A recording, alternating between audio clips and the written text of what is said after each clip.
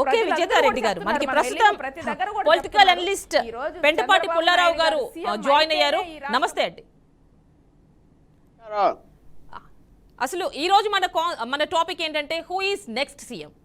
So ఎవరి version వాళ్ళకుంది. మేం చేసిన సంక్షేమమే మమ్మల్ని గెలిపిస్తుంది అని వైసీపీ అంటోంది.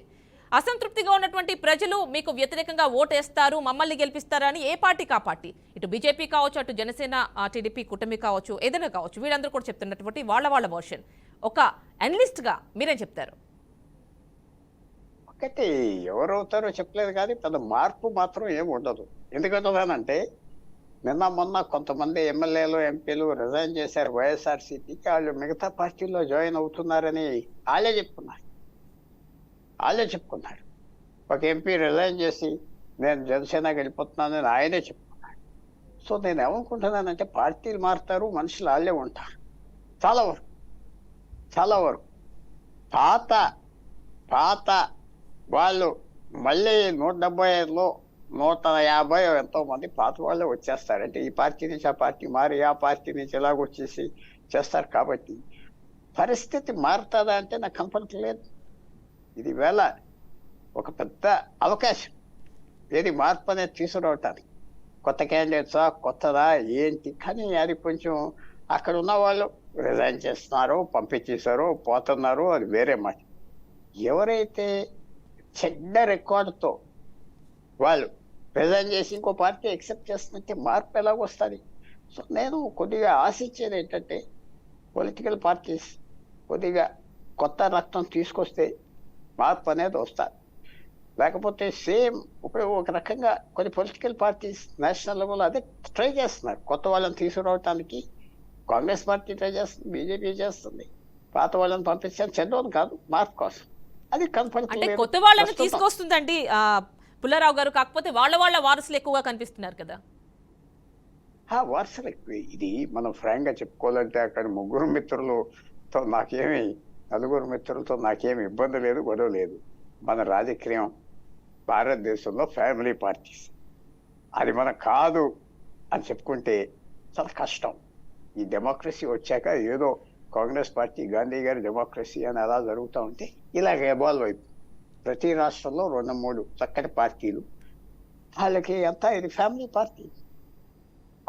డెమోక్రసీ మన ఒక్క నిమిషం మన రాజకీయ అటాచ్మెంట్ మర్చిపోతే వాళ్ళకి ఎవరో పెట్టిన పార్టీ 175 ఎమ్మెల్యేలకు గెలిచాడు, నా ఓటేసా, నేను అతనికి వ్యతిరేకం వేస్తా, గవర్నమెంట్ ఫామ్ చేసుకుంటున్నాడు,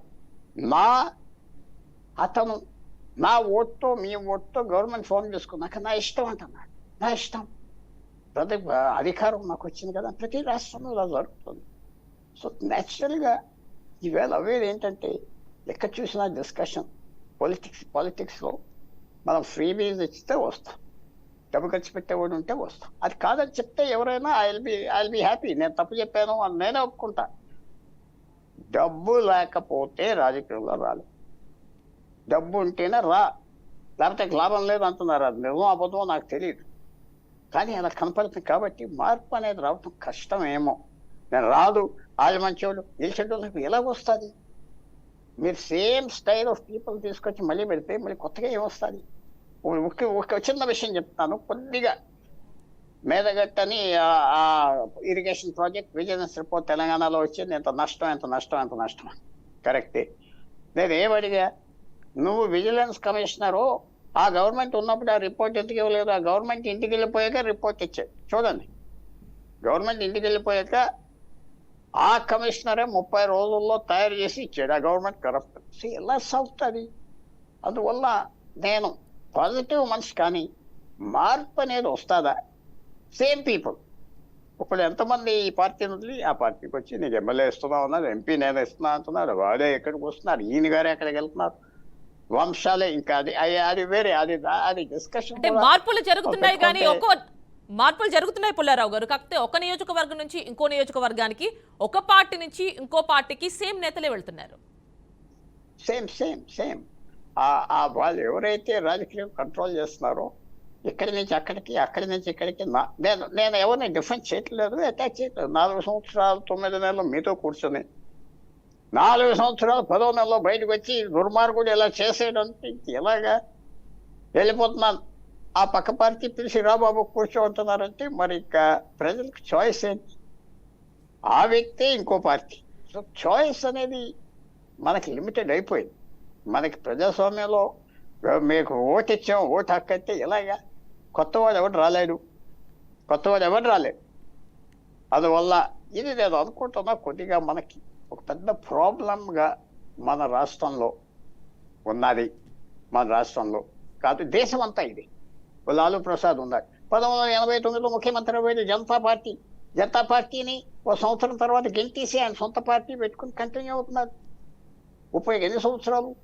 1933 సంవత్సరాలు బీహార్ ఆయన చేతిలో ఉన్నారు. Same thing with Mulayam. ఆయన సొంత పార్టీలు పెట్టుకుని ఎలక్షన్ ఎన్టీఆర్, కేజ్రీవాల్ అలాంటి వాళ్ళు అధికారంలోకి వచ్చారు. ఆ పార్టీ పెట్టుకుని రావచ్చు.